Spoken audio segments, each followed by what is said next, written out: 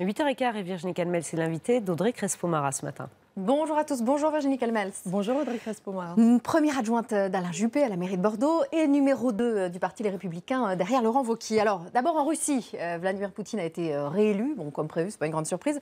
Mais quelle est votre première réaction à cette image, l'image de Gérard Depardieu votant? Et oui, il est citoyen russe, si on peut voir l'image.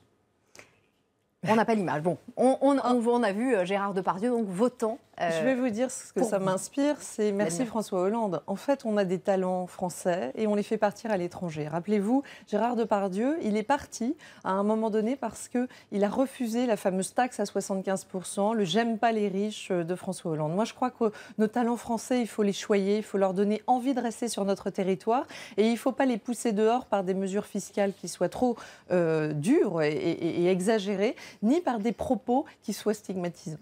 Alors la France, elle est un peu en froid avec la Russie dans le conflit qui oppose Moscou à Londres au sujet de l'ex-espion russe empoisonné. Que pensez-vous de l'attitude d'Emmanuel Macron, celle de la solidarité à l'égard du Royaume-Uni via le boycott du pavillon russe au Salon du Livre où vous étiez pour parler de votre livre? Est-ce que vous êtes solidaire avec cette solidarité macronienne? Non, ça m'a un peu choquée, je vais vous dire, parce que je crois que c'est important de conserver le dialogue.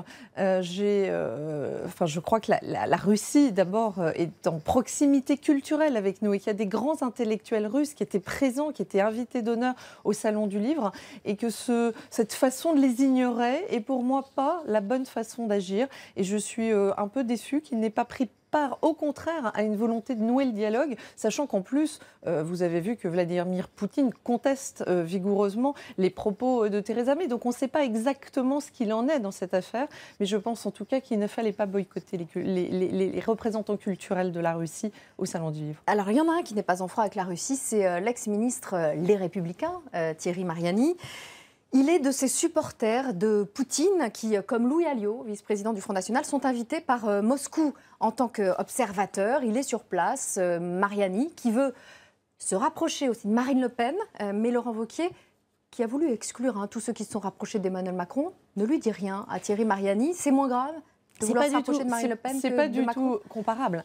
Ceux qui ont été exclus, c'est parce qu'ils appartiennent à un autre gouvernement. Ils ont fait le choix d'aller dans un gouvernement qui est dirigé par Édouard Philippe et surtout par Emmanuel Macron. Et donc, ils ont franchi le Rubicon. C'est pas juste une déclaration, c'est qu'ils ont été dans l'action. Il est évident que si demain Thierry Mariani faisait un accord électoral avec le Front National, il serait exclu de la famille politique Les Républicains. En vue des européennes, s'il vise un accord, il sera exclu. Bien sûr, c'est obligatoire. Mais ce qui est certain, c'est que par rapport aux déclarations de Thierry Mariani, moi j'ai simplement envie de lui dire, est-ce que quand on dit qu'il faudrait se rapprocher du Front National... Un accord avec le Front National. Oui, un accord, est-ce que ça veut dire qu'on veut sortir de l'Union européenne, qu'on veut sortir de l'euro, qu'on veut 300 milliards de dépenses publiques supplémentaires?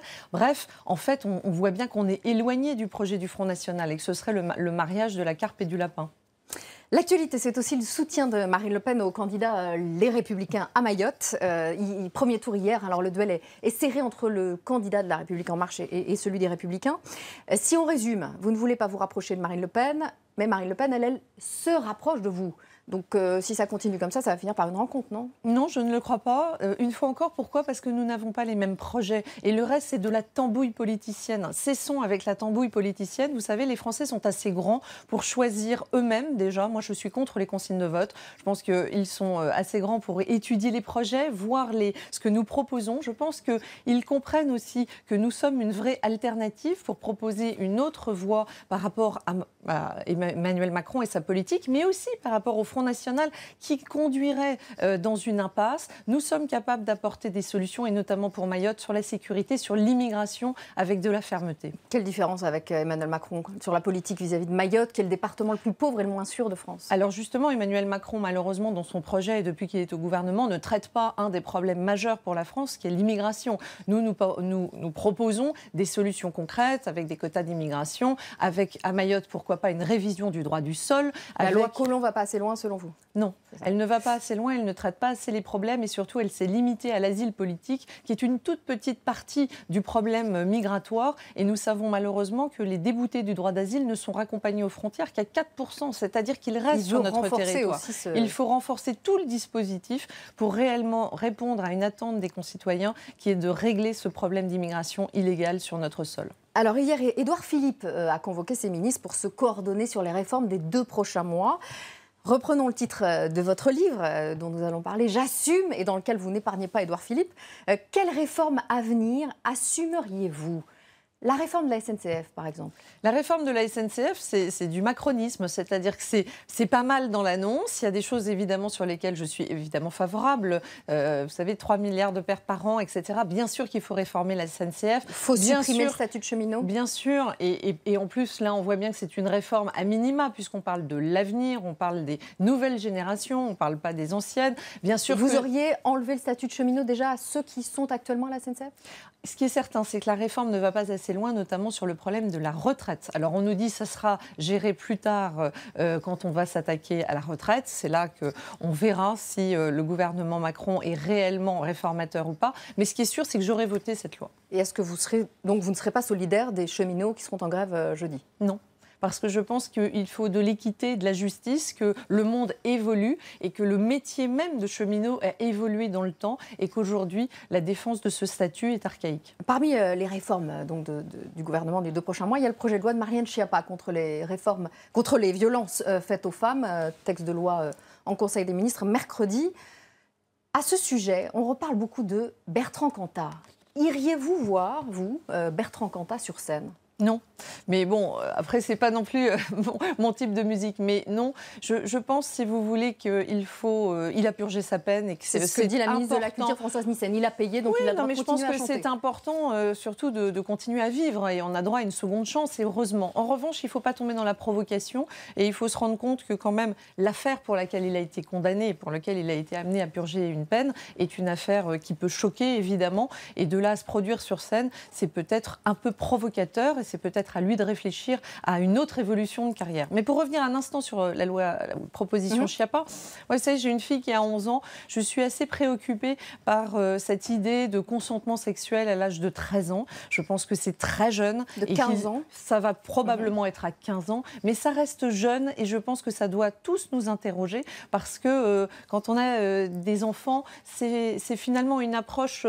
Attention à ne pas abaisser trop ce consentement parce que ça fait peur, en tout cas aux mères de famille comme je peux l'être. Voilà, et 15 ans, c'est donc l'âge de la majorité sexuelle. C'est a priori cet âge-là qui sera retenu. On verra. Oui. Vous êtes celle qu'on voit partout en ce moment, alors notamment pour votre livre, on va en parler, et aussi parce que Laurent Wauquiez se fait un peu discret depuis ses déclarations à l'EM Lyon, où il est retourné d'ailleurs ce week-end. Il a redonné des cours là-bas. Vous avez confisqué les téléphones portables à l'entrée ?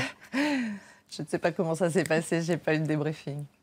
Vous lui en avez voulu quand même de prendre cet exemple de Bordeaux, d'Alain Juppé, de mauvaise gestion d'Alain Juppé, parce que ça vous met en cause, vous, sa numéro 2. Vous l'avez demandé pourquoi ? Il y avait des meilleurs exemples que Bordeaux, on s'en est expliqué. Vous savez, il y a beaucoup de villes qui sont mal gérées en France et Bordeaux ne fait pas partie de celle-là.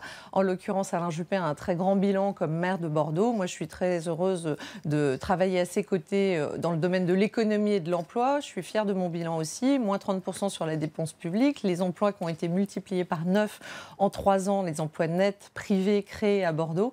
Donc, c'est ce que vous avez dit à Laurent Wauquiez. Oui, je pense qu'il n'avait tout simplement pas les bonnes informations. C'est embêtant pour un dirigeant de parti, non ? Écoutez, on n'a pas envie de revenir sur cette affaire. Je crois qu'on s'en serait tous passés. Alors, vous parlez de la double loyauté que vous avez à l'égard de Laurent Wauquiez et à l'égard d'Alain Juppé. C'est quoi la différence entre une double loyauté et une simple trahison ? La double loyauté, elle est simple. D'abord, Alain Juppé est mon mentor, c'est lui qui m'a fait venir en politique. Je me suis engagée à ses côtés à Bordeaux et je continue à travailler dans son équipe. C'est un engagement local aux côtés d'Alain Juppé. Ensuite, j'ai une loyauté à ma famille politique. J'ai refusé de trahir cette famille politique, même si certains ont été tentés par le macronisme. Ça n'a pas été mon cas. J'ai souhaité continuer à porter mes convictions, à rester dans ma famille politique. Et Laurent Wauquiez en est devenu le président démocratiquement. Plus de 100 000 militants ont voté, 75% se sont portés sur Laurent Wauquiez. Donc je peux effectivement, et sans contradiction et sans trahison, être à la fois loyale à Alain Juppé et loyale à ma famille politique présidée par Laurent Wauquiez. Alors pour reprendre le titre du livre que vous publiez, J'assume, donc vous assumez tout, on vous entend, d'être passé notamment d'Alain Juppé à Laurent Wauquiez. Mais parce que c'est la même famille politique, alors, vous savez, on a l'impression que c'est un grand écart incroyable. Alain Juppé c'est l'impression que ça peut donner, effectivement. Mais non, Alain Juppé était candidat candidats aux primaires de la droite et du centre, comme François Fillon, comme Nicolas Sarkozy, avec un tronc commun de 90% du projet. Et aujourd'hui, si vous regardez entre le projet porté par Alain Juppé aux primaires ou ce que Laurent Wauquiez et toute la famille de la droite veut porter, vous retrouverez 90% de ce projet-là. Dans votre livre, vous en prenez beaucoup à Édouard Philippe. Non, mais je ne m'en prends pas du tout Juppé. à lui personnellement. Alors, vous dites quand même qu'il a trahi sa famille politique. Bah, c'est une réalité. Et c'est ce qu'on disait de vous aussi quand vous avez rejoint Laurent Wauquiez, ce que certains disaient de vous. Mais ça n'a rien à voir et j'aimerais bien qu'on comprenne la différence. Édouard Philippe, il est allé chercher un poste, il n'a rien négocié, il applique la politique d'Emmanuel Macron et il n'a pas importé au gouvernement ce qu'on aurait pu imaginer, voire croire. Moi, j'ai cru à un moment qu'il pourrait y avoir un accord de gouvernement et qu'il puisse y avoir une coalition avec la droite. C'est pas ce qu'il apporte, c'est juste du débauchage individuel pour avoir un poste, et on peut le comprendre, il n'a pas résisté aux appels de Matignon. Ce que je fais avec Laurent Wauquiez n'a rien à voir. Moi, j'ai gardé mes convictions. Je suis libérale dans le domaine économique, je souhaite un régalien fort pour notre pays. Je suis plus libérale que Laurent Wauquiez. On fait une équipe, elle est plurielle, elle est renouvelée, elle est paritaire, elle est rajeunie, et elle a ses différentes sensibilités. La droite, elle se reconstruira sur ces deux piliers, les conservateurs et les libéraux. C'est ça que j'apporte, et moi, je n'ai pas changé ni de vision politique, ni de conviction, et je continue à le faire au sein même de ma famille. Ça a l'air surprenant, mais la famille de la droite, elle a toujours abrité ces différentes sensibilités. Alors, vous êtes aujourd'hui numéro 2 du Parti Les Républicains derrière Laurent Wauquiez, alors qu'il y a encore 4 ans, vous étiez numéro 1 d'un groupe de production de télévision très gros, en démol. La télé, c'est donc un monde que vous connaissez bien, sans doute moins violent que la politique. Je confirme. Quoique. Christine Angot ne vous a pas ménagé récemment dans On n'est pas couché de Laurent Wauquiez. Le verdict des chroniqueurs télé est-il devenu plus effrayant que celui des Français ? Je vais vous dire, on ne va pas généraliser par rapport à Christine Angot. Je pense qu'elle fait plutôt exception dans le paysage audiovisuel français. Elle a montré une très grande agressivité, voire même, et c'est toujours étonnant quand ça vient des femmes, une appréciation très sexiste. Je considère qu'on ne définit pas une femme par rapport à ses conjoints.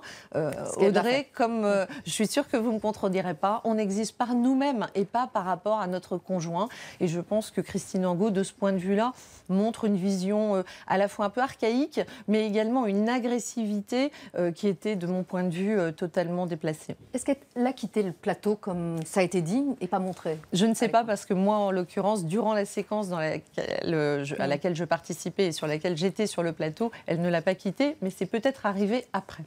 Peut-être. Oui, moi j'avais quitté le plateau, je ne peux pas être témoin de quelque chose que je n'ai pas vu. Est-ce que vous espérez que Christine Angot quitte bientôt On n'est pas couché ?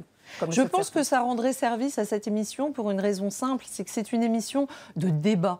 Et là encore, c'est contradictoire. Moi, à une époque, j'avais participé à cette émission face à Léa Salamé, qui n'avait pas été tendre non plus. Mais en revanche, elle créait le débat et elle laissait répondre l'intervenant. Là, on sent qu'avec Christine Angot, la difficulté, c'est simplement même de laisser... On a l'impression que c'est un tribunal, mais où vous n'avez pas de droit à répondre, pas de droit à la parole. Et ça, c'est dérangeant. C'est d'ailleurs pour ça que Maître Dupond-Moretti, d'une façon très chevaleresque, est venu à mon secours, parce qu'effectivement, je ne pouvais pas en placer une. Voilà, alors il est venu voler à votre secours, vous le dites. Il sera à votre place ici vendredi matin. Qu'est-ce que vous auriez à lui dire ?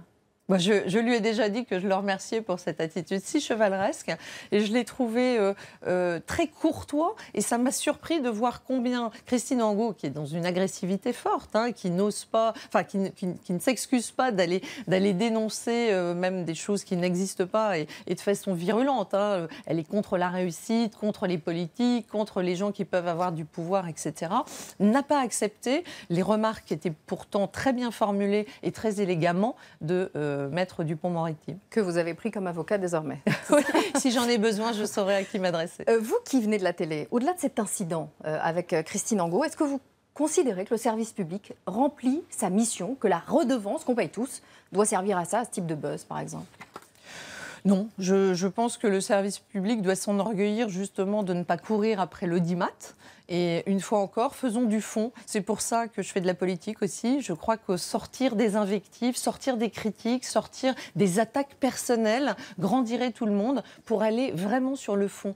Qu'est-ce que les gens ont apporté, en quoi ils croient, quelles sont leurs convictions.